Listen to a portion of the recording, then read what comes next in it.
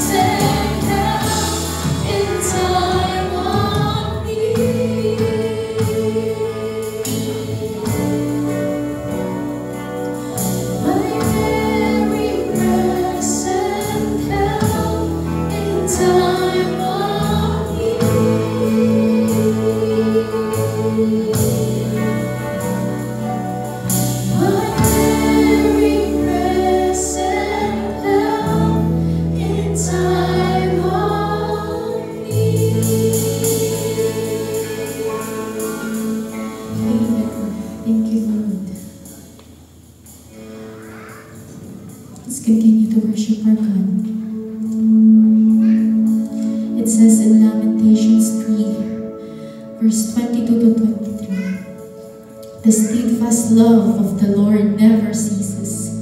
His mercies never come to an end. They are new every morning. Great is your faithfulness, O God. Thank you, Lord.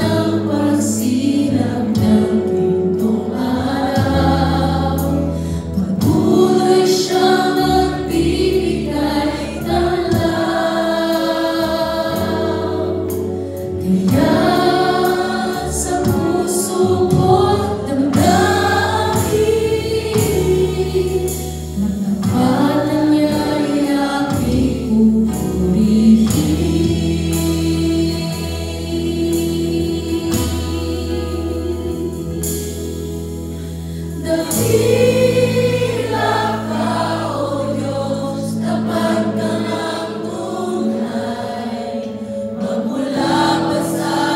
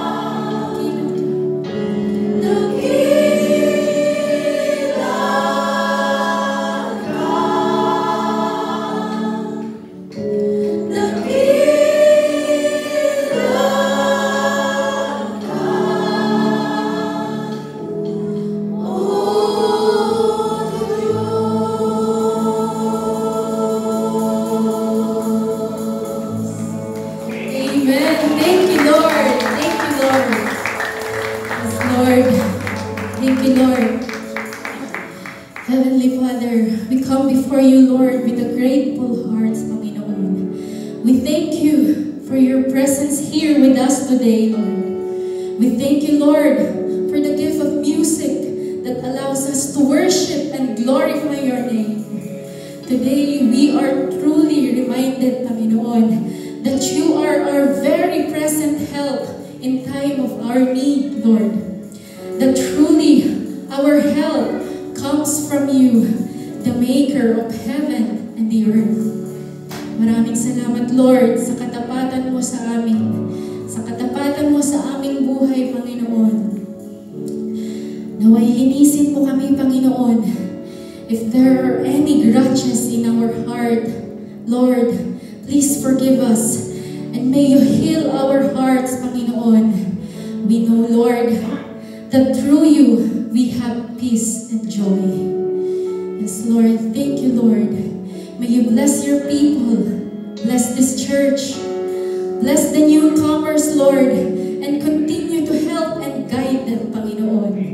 And to remind them to always trust in you, Lord, because it is indeed our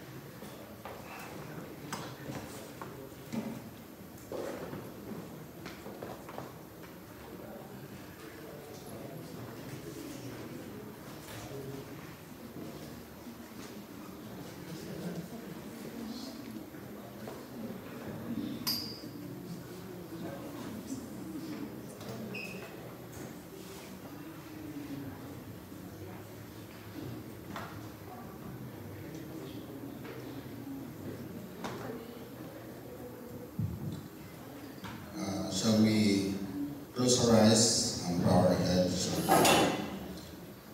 Lord, once again, we are here, Lord, because of your presence. So God, we are here to worship you in spirit and in truth, God. As we sang the song, How Great You Are, God, Lord. Your steadfast love is always abounding in our lives, O God, Lord. Despite of our struggles, the victory is within us, O God, Lord, because of you, O God, Lord. Despite of our shortcomings, Lord, your faithfulness is always with us because we are your children and we could call you our Father. And this morning, O God, we ask your wisdom. Your words will be transparent and transcendent in our minds so that we would understand your word, O God, Lord, and be a doer of this word. And we lift up to you the rest of this morning. In Jesus' name we pray. Amen. God is good. And all the time. God is good. So we'll continue the series of Pursue What You Have Started. For example, coming to the church. So whatever reason, we come to the church. We have started, it's here in Canada that we're going to church. We know what's the benefits of coming to church. Sometimes we feel that it's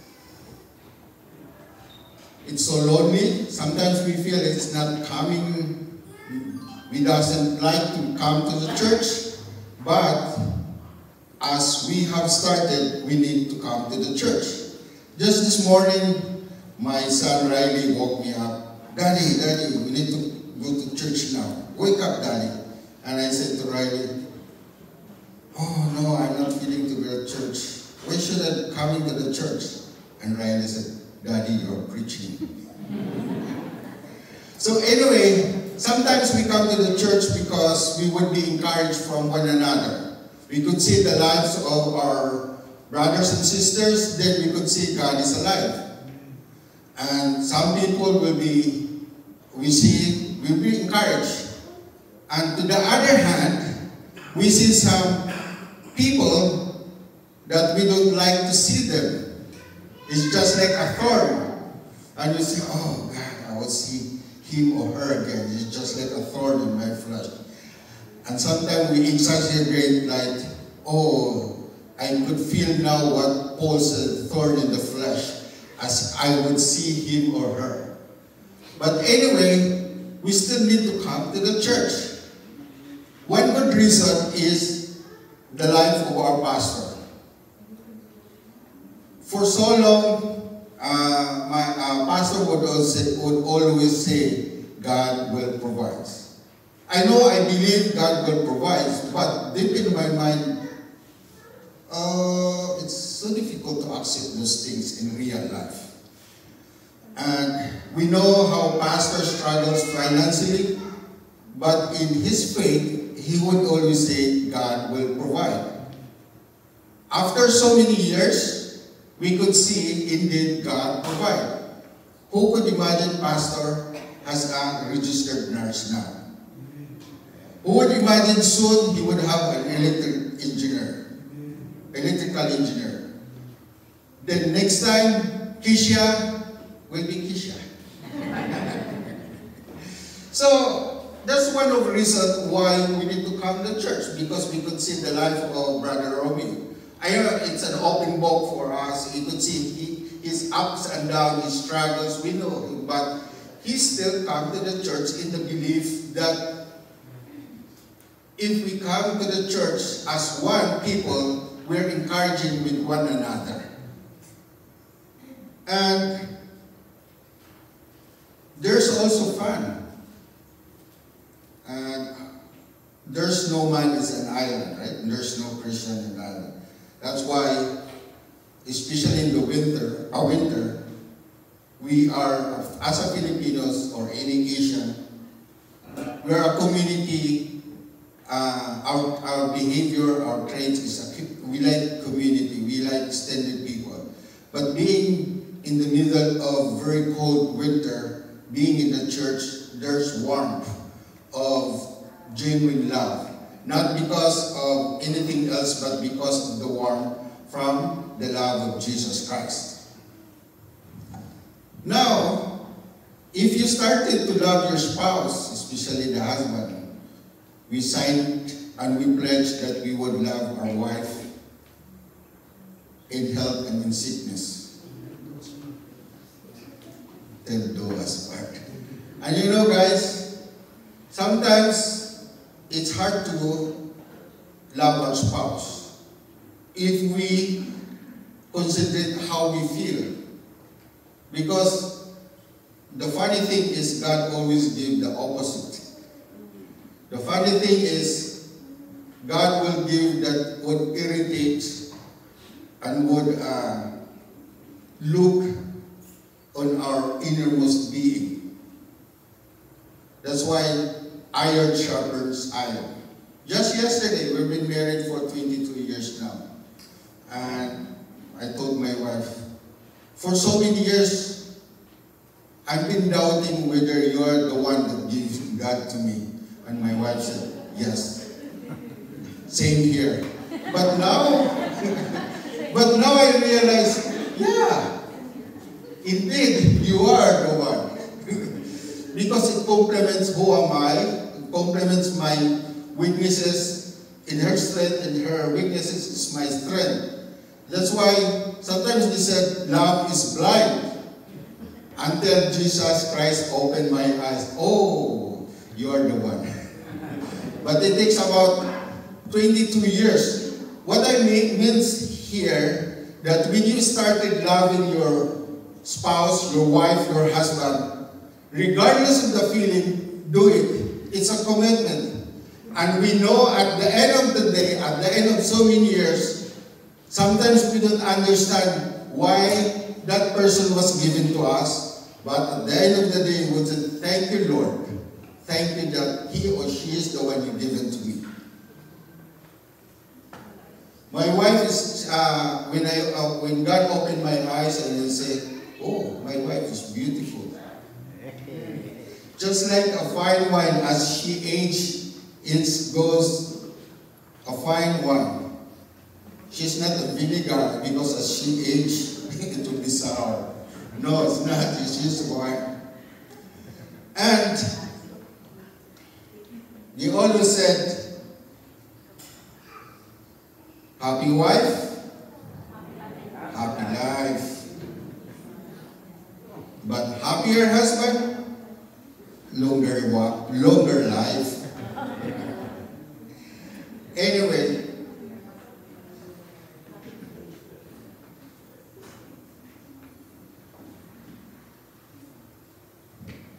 so in times of troubles, where do our help come from? It says there in Psalms 121, verse 1 and 2, I will raise my eyes to the mountains from where will my help come. My help comes from the Lord who made heaven and earth. And some Bible said, my help comes from the Lord, the maker of heaven and earth. So why the Jewish or the Israelites would look up to the mountains? The mountains symbolize stability, immovable, and we know that in the mountains, the Ten Commandments was given, and we know too that in the mountains, God was tempted, but He was victorious in that temptation.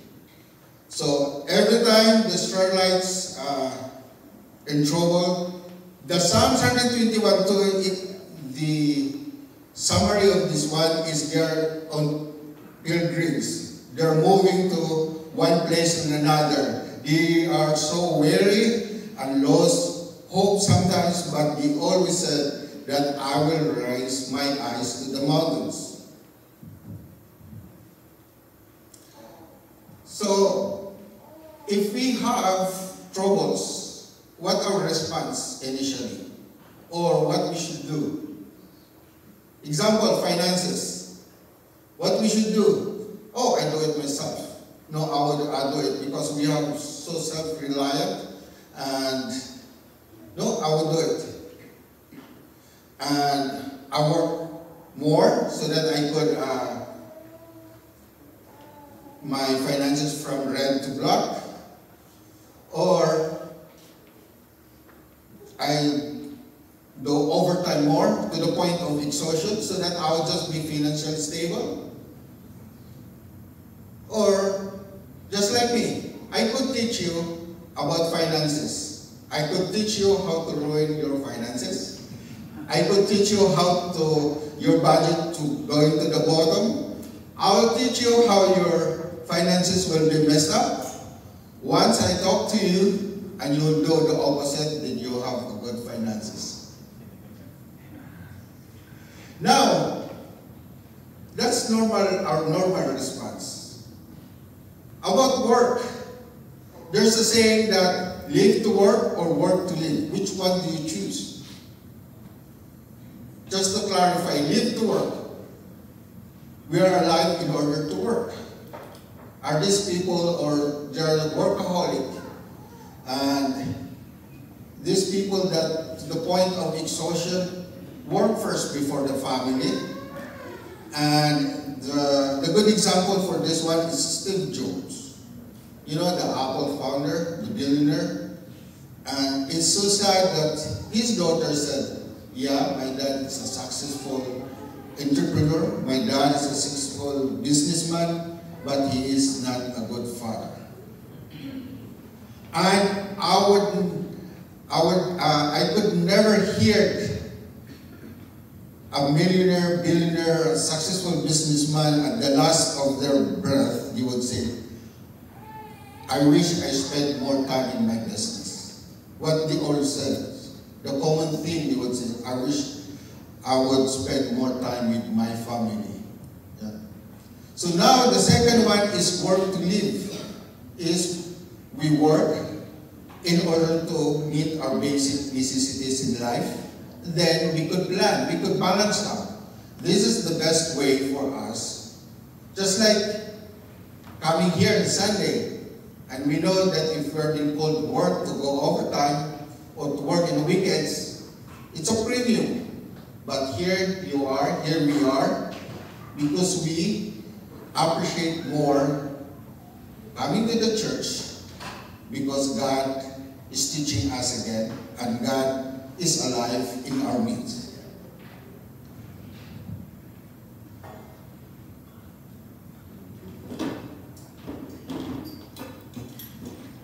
Then, health. Sometimes, we're taking for granted our health. Or, I'll cite you an example. It's so sad to hear, I work as a nurse in dialysis, and sometimes I talk to the patients, Filipino. And we know the statistics of Filipino dialysis patient is really high, increasing. And because of the uncontrolled hypertension and uncontrolled diabetes. And I talked to one of these patients and he said, he knows that he have diabetes, he knows he got hypertension, but he doesn't care. It's because he needs to go to work. And he don't take care of his health. He's just taking for granted. But at the end of so many years of doing that, then he's out of work because of the health. So that's usually our response if we have some health issues. If we are okay, no, we just go on because we tend to have more importance of work than our health. And we should not do that. But my main topic at this moment is about sleeplessness. It's about health issue.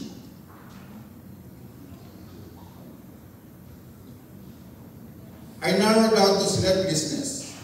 What is sleeplessness? It's the condition of not being able to sleep. I know all of us have this experience. Once or twice a week will be okay.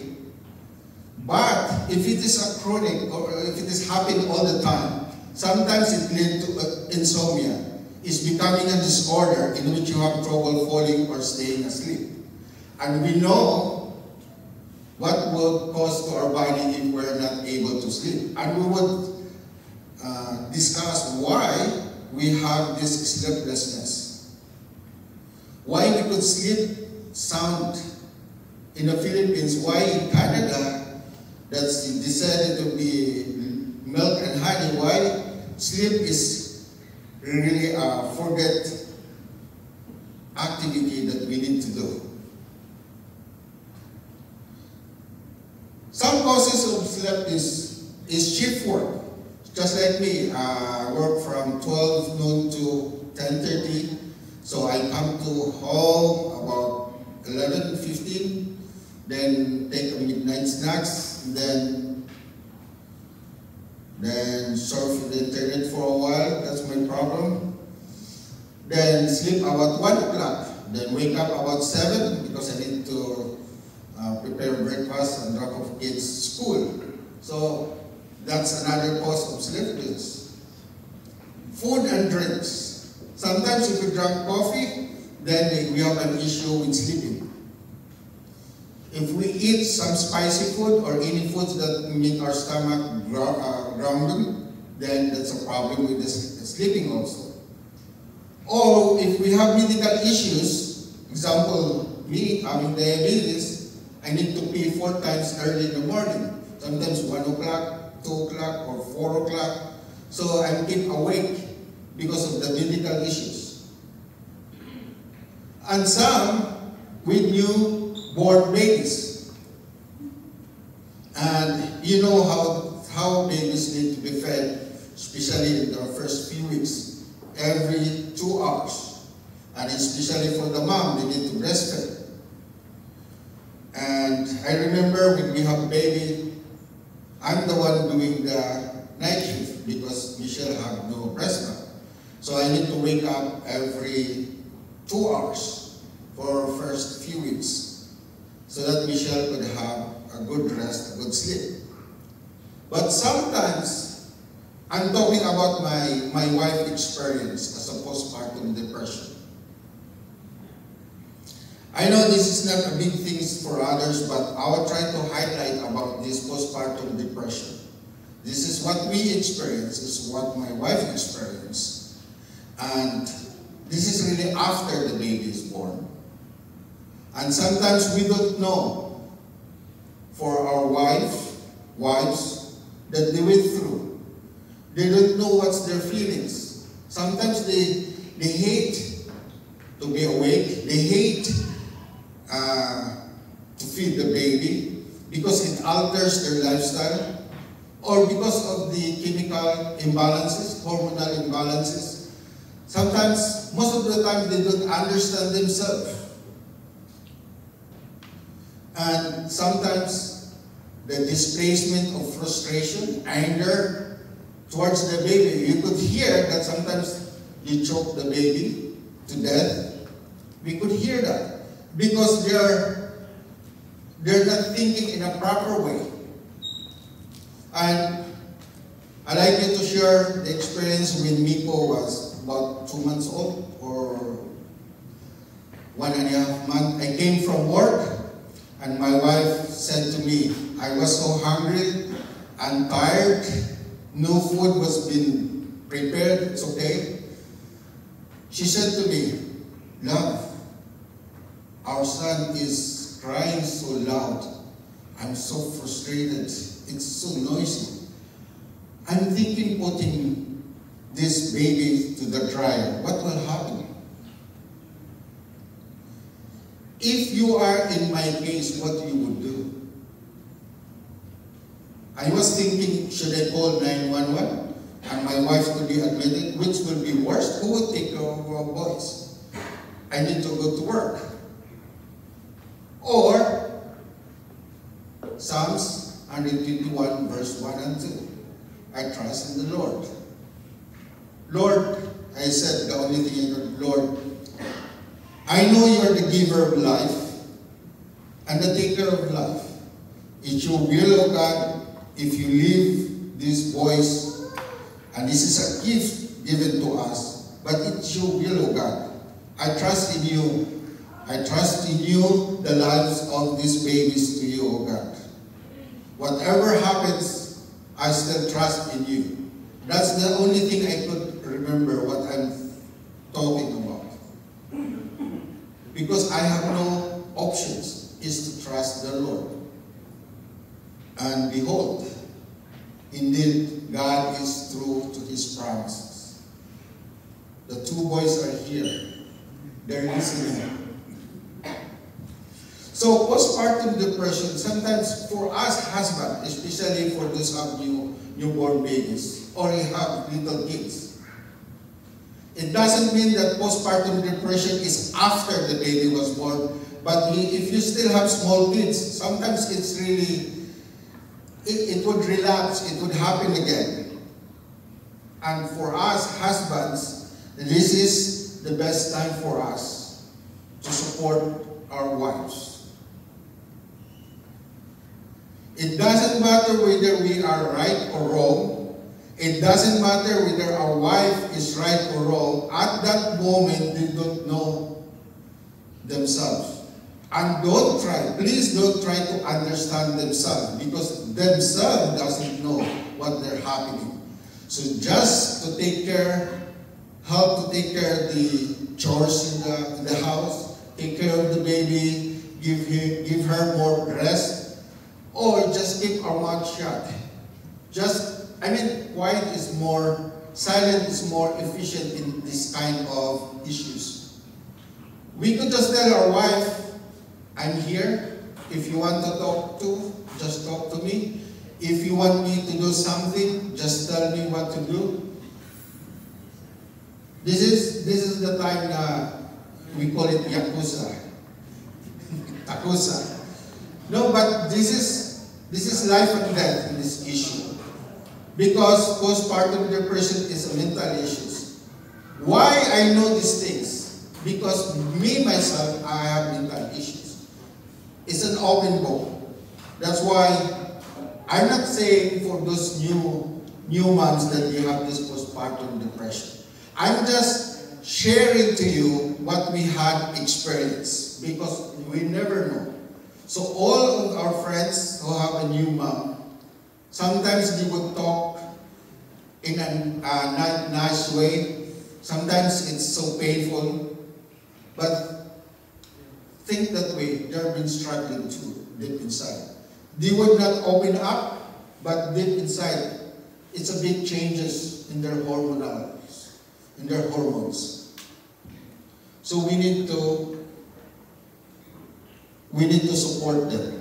We need to understand them by not trying to understand. So, it would cause really a sleeplessness. And the other one is stress and anxiety.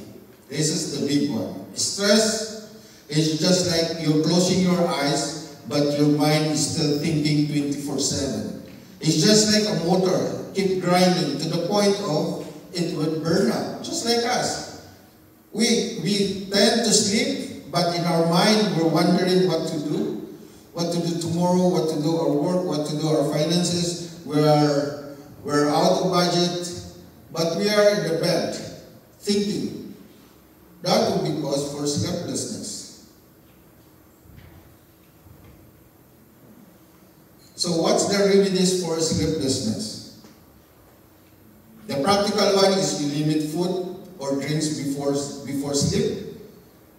That's what they said, no food or drinks before 8. You hear that rule sometimes? That's why I ate after 8 chocolate. That's a joke. You know, after 8 chocolate. So, some people said, reading Bible causing you to sleep. I don't know, is it true to you? Before, it's true to me. Because the enemy doesn't want us to understand. That's why they try to find our eyes. But at least you're reading the Bible. That's the main thing there. Or, most of us here in North America, we just take sleeping pills. Yeah, sleeping pills will take a top effect right away. But how long that we'll be drinking sleeping pills just to have a good sleep? Because every time we take sleeping pills, we need to increase the dose so that we achieve that sleep, a deep sleep. To the point that it's maxed out the dose. Then we change another medication. Then the problem is we are dependent on medications. And the other problem is there's always an adverse effect of taking all these medications.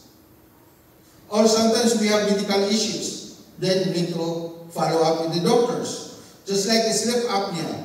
We thought that we are sleeping, but deep inside our sleep is disturbed 70 to 80 times. Especially for those people who are snoring. It's a good sign that you need to go to your doctor and to test whether you have a sleep apnea. And you know, the statistics says that if sleep apnea, yung sleep apnea, yung parang namatay sa pagungot, if not been treated, it's been chronic, it could kill you because the heart will stop. Because the heart lack of oxygen. So, if you tell that your spouse, tell that you're snoring loud, go to your family doctor just for a check-up for sleep apnea. Or if we have so much stress, we go counseling. Or you could go to pastor. But for counseling, be careful not to tell our brothers and sisters because sometimes the prayer request will become prayer goosebumps. Be careful of how you share your life to others because the moment you share your struggles to others, you opening your life. Are you willing if someone is saying something bad to you? That's why if someone shared to you about the problems, try to maintain and respect the privacy of that person. Share that information when he or she said, yes, you could share that information. Or you could talk to the pastor. Or we have free counseling session in our workplace. But the problem is how to distress. Distress. It's easy word. Just distress. Calm down. Distress. But how? After that, there's always that problem.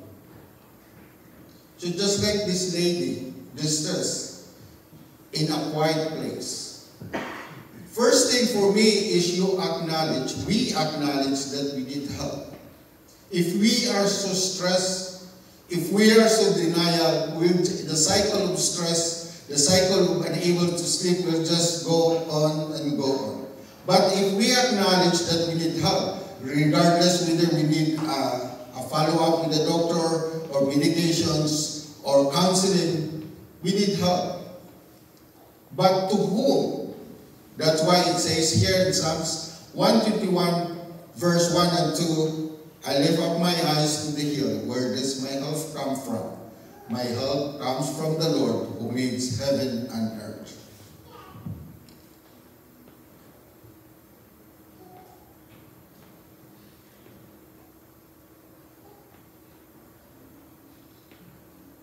And do you know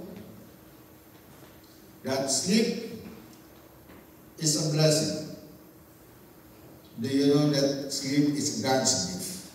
Because it's in Psalms 107 verse 2, God gives sleep to those He loves. To those He loves. It means you have a relationship with God. That we could call Him our Father, Abba Father, and God know our names. That's the one God gives sleep to those who He loves. But sometimes we could not sleep. Then probably God is talking to you. Read the Word. Probably in the whisper, God, you could hear that God is implying you something. But overall, God gives sleep to those He loves. Just like this baby. Even our Ginger. See how restful they are, they don't care. This dog have a good sleep. How I wish I could sleep like that, right? No cares about the world. I just want to sleep right away. Wherever I am, I don't care. But sometimes we could not do that. So here, sleep is God's gift. God gives rest to His loved ones. And throughout the day, and when we sleep, your Heavenly Father watches over you in love. Do you agree? Amen. Sleep is God's gift. And to accept the gift is an act of trust. It restores our body and energy through sleep. So, trusting God and prioritizing your sleep builds your faith. Why? Because we tend to overload our schedules and think we don't have time to get proper amount of sleep. We don't have time, especially in North America. Time is gold. We don't have time for mingle. We don't have time for chismis. That's why there are only few marriages living in North America. Because we are so focused on work. And trusting God and prioritizing your sleep, it revitalizes, it helps our body to maximize. And also, we could focus today and let God take care of tomorrow. If we have that kind of mentality, that trusting God, Lord, I've done my part, I've done today, and thank you for giving me a good sleep tonight. And tomorrow, I don't worry because you will take care. So that's the trust coming. That's the faith coming. Because sometimes we worry too much tomorrow. We're stressed tomorrow. Whether I have food, whether I have work, whether I have enough money to sustain my budget.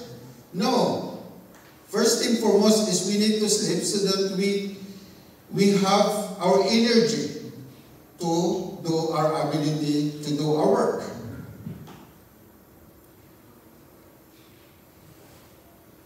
It's just so simple. But it takes time. It takes trust to God. We could have a good sleep. And who would think that Jesus didn't sleep? No, Jesus relaxed. He never felt guilty about it. Even God took a day off after creation. It doesn't mean literal that Monday to Friday or Monday to Saturday we would not work on Sunday. But if we are shift work, we are obliged to work on Sundays or Saturdays because that's part of our agreement to our employer. But the thing I'm talking about, we need to find as much as possible rest, sleep. Not only sleeping, just closing your eyes, but resting that God will take care of tomorrow. And even Jesus was sleeping on the boat through the storm when he crossed the Lake of Galilee. We remember, Jesus is 100% human at this time. He's also 100% God, but he set aside. Jesus is just like us.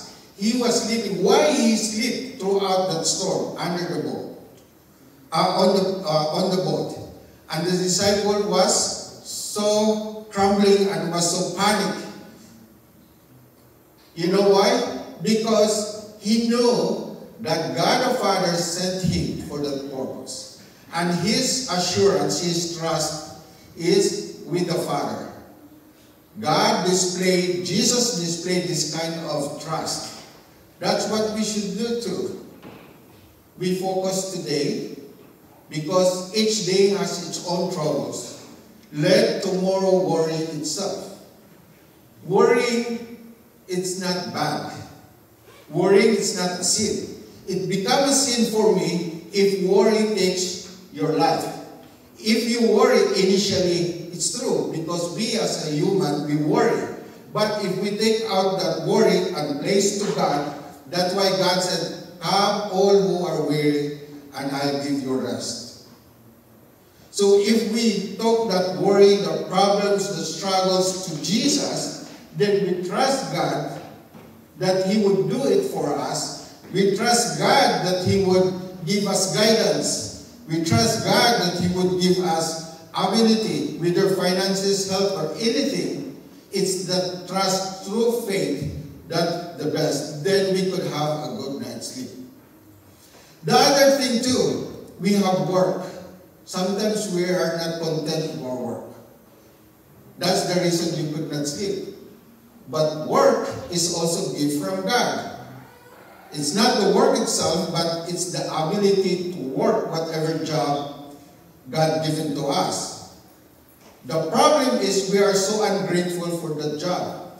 If we are not grateful for small things, how God would bless us in the bigger things? If we are not able to trust God in the small things, how God will trust us in the bigger things? If God gives us a small blessing, then we're thinking and focusing on that blessing, but not the one who gave the blessing. Did God will give us a big blessing? That's why sometimes, I wish I would win a lottery. I wish I have a lot of money. But the problem is God teaching us, testing us with small extra money. What we do? We spend so much. If I am the one, God, I will not give you more. This is what you do in small things. No, I will not give. Yeah, easy money, easy go. Just like money in the wind. And the point is, who are we to think we are too busy to get a proper rest? The proper rest here is not only closing your eyes, a good sound, relaxing music. No, what I mean, the proper rest of your mind, that thinking God will take care. Just like Pastor, God will provide.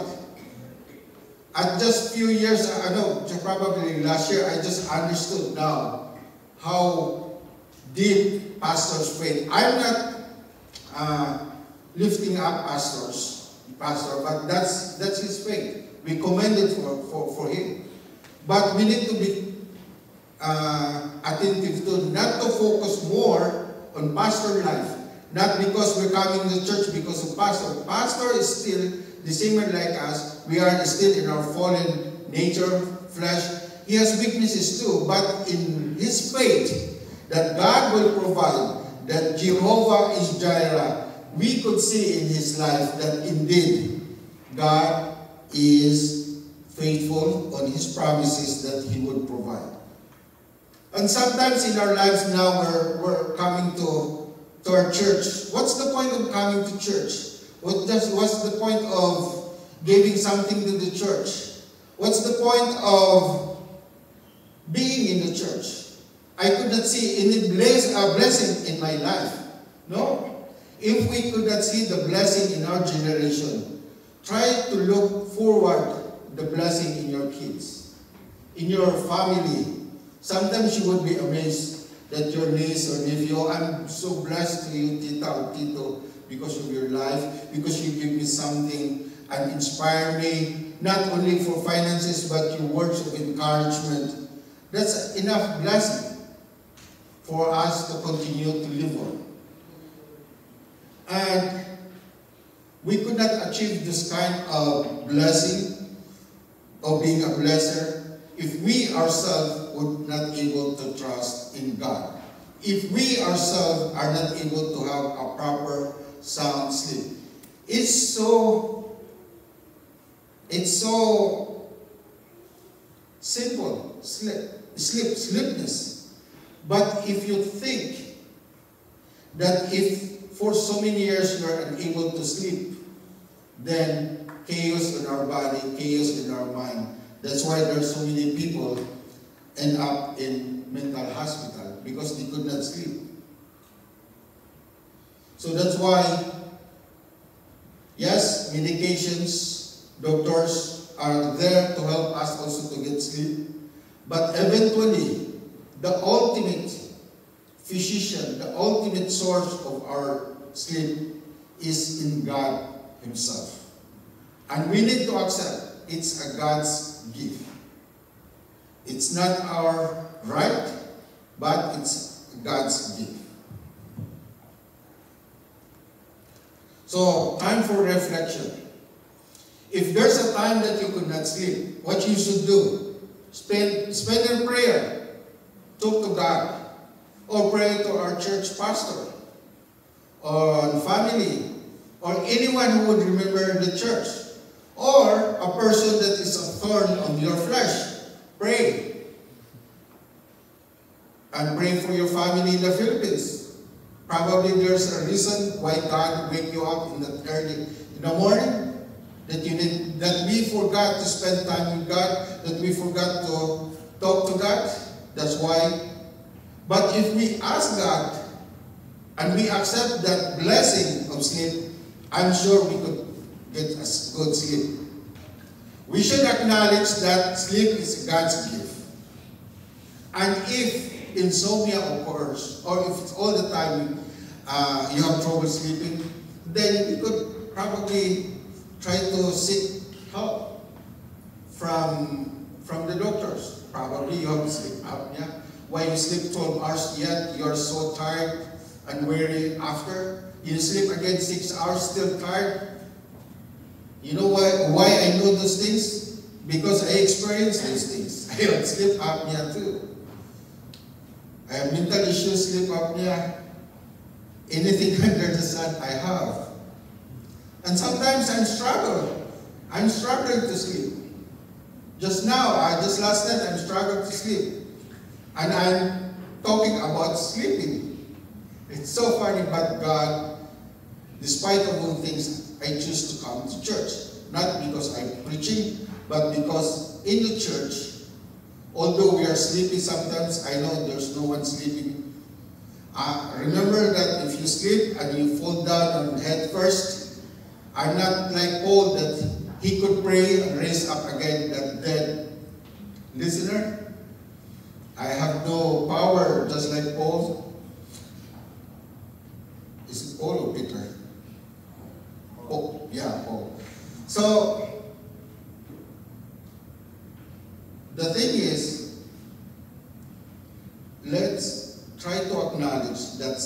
is a gift from God.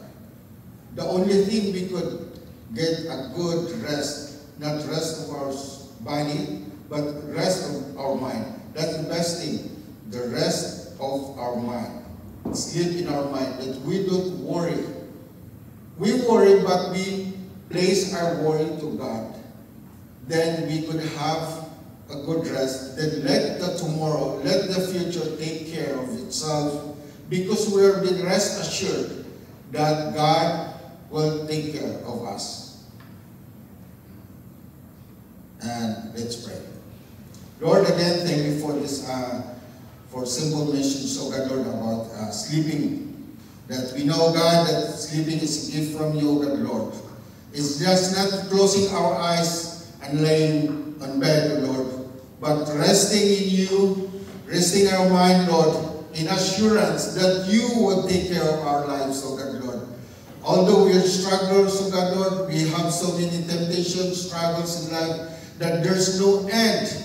And sometimes it's not worth it to live on, oh God, Lord. It's not worthy to be alive, oh God. But despite all these things, oh God, we know, Father, how great you are, oh God. Your promise is always abounding in our lives, Lord. That there is, in our eyes, Lord, the great example is our great pastor, oh Lord.